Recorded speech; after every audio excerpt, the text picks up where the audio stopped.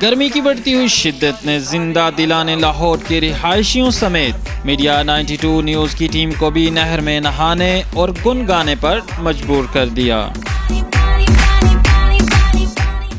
बहुत ज़्यादा और रोज़ा भी लग रहा है, जाहिर सी बात है गर्मी है तो रोज़ा लगना ही लगना है। अच्छा, मुझे ये बताएं आप क्या सुना रहे हैं आज? मैं आपको गज़ल सुना रहा हूँ। जी सुनाएं।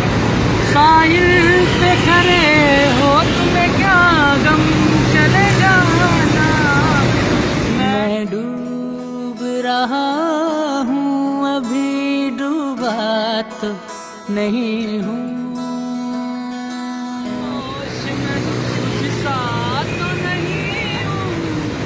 आग बरसाते सूरज ने रोजादारों को भी बेचैन कर रखा है। ताहम मीडिया 92 न्यूज़ की टीम ने रोजे को ठंडा रखने और जिस्म की थकावट दूर करने का हल भी बता दिया। कैमरामैन मसूद इलाई के साथ तैमूर कबीर, मीडिया 92 लाहौर।